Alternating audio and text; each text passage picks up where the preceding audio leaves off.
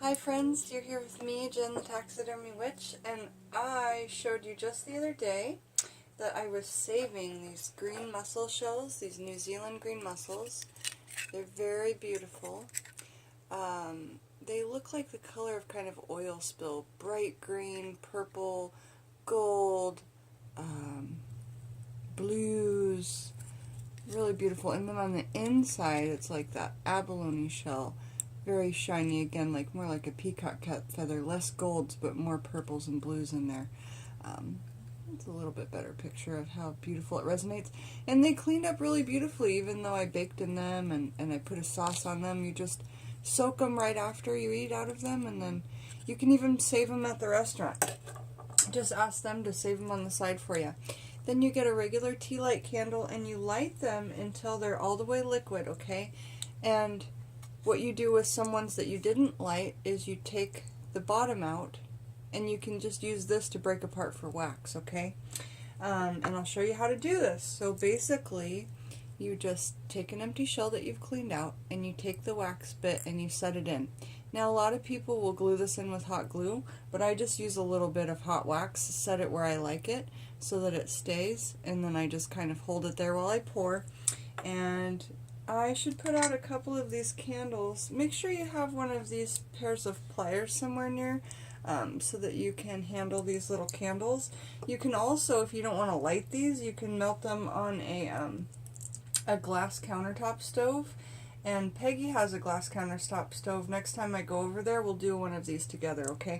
I know that that turned out a lot of light for us, but I want to be able to try to get you to see what we're doing here, if we can. There we go. So take your, these are taxidermy tweezers, and grab one of these shells. Okay.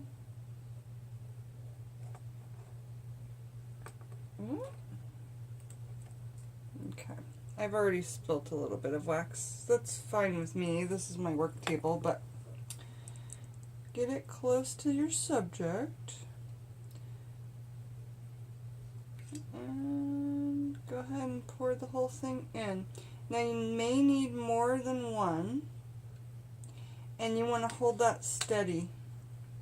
See how I'm holding this steady with the wick in? Because I want to hold this in the plate. Now when you let it go,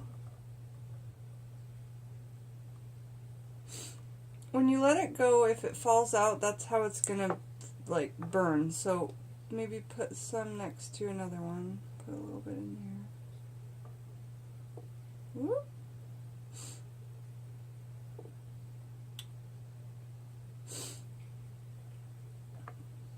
Where's that other wick? There we go. Let's do it in the shell, it's bigger.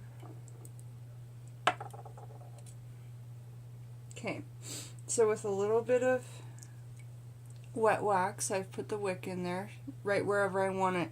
Usually you can put it in one of the deeper areas. You don't want to put it over here. You don't want to be too far over here, or however that is the deepest area.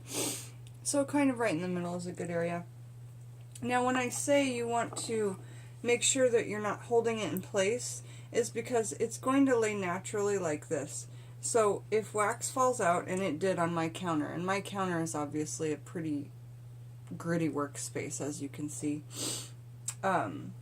just let it dry naturally, and the wax will fall out and be a bit on your countertop, and just have that be okay with your workspace, you know.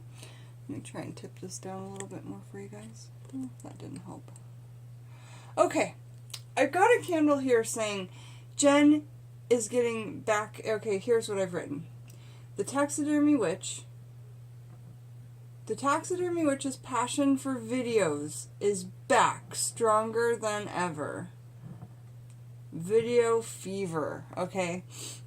Because I know I've not been like super into videos lately. I'm trying to get back into it, but as you can see, my room is still a total mess, and that like drives me nuts and makes me want to not do videos. But I'm pushing, I'm doing it. This is one I've just set in a shell with a little bit of wax, just to place it, you know, to hold it in the right spot. But I'm certainly going to try and get a wick into this and burn a tea light, because that will be so beautiful in that shell, I think. So just shells that I've thrifted, you know. And let's do finish this one off. Now, again, this one's just sitting here cooling. By the end of the video, that should be semi-cool. Cool enough for you to see the finished product. These little things you can burn wax in. So even though we've pulled the wick out of this one, if you had a glass cooktop, slide this back in, put it on the glass top on a super low heat, and it will melt right in there. But man, if it's not your glass top, ask your mom. If you get wax on the glass top, use a razor blade really delicately to scratch it off. So yeah, there's that. And like I say, you can just clump these chunks up into these little dishes and they'll melt more. So let's get one of these smaller ones.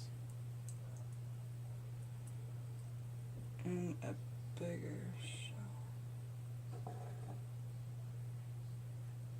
Give me a second. Pouring it in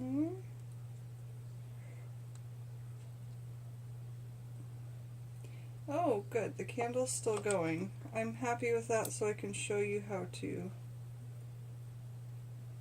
Hey, it stayed in! Great!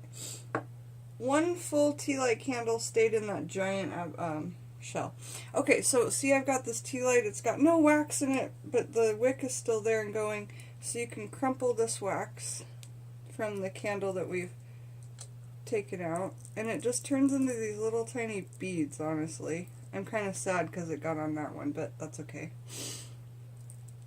And it will just crumple into these weird beads. These are just, you know, cheap tea light candles. But those beads, you just pull them apart with your hands. They do melt right into wax, so that's good. You know, you can reuse these things even though you've pulled the wick out. That's what I'm trying to tell you with that. So that I save these in my cabinet for future workings when I need to do these kind of super simple candle makings. Honestly, this is super simple. And I thought we were going to need more, but we didn't end up needing more. And I don't know if I can harvest the wick out of this or not.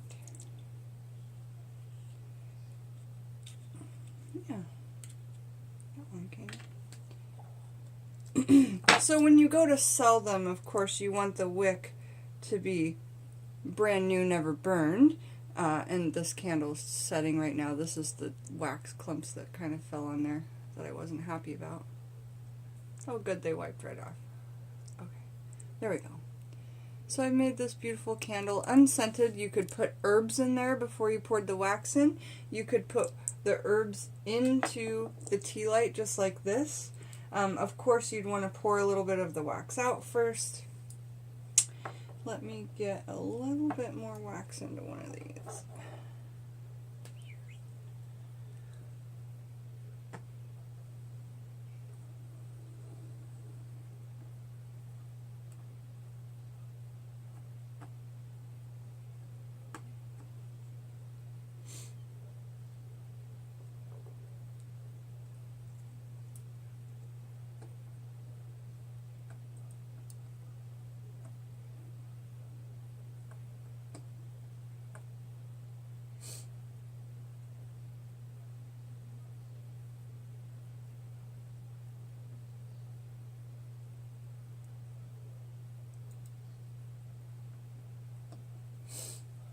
And then these smaller shells that just sit naturally on their edge like that, they will take a longer time, or take less wax.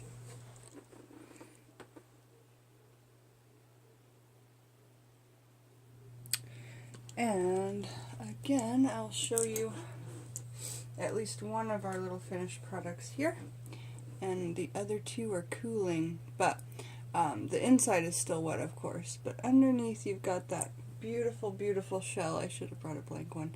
And when this melts, you know, just like these are melting, it's clear when they melt on the inside, the wax.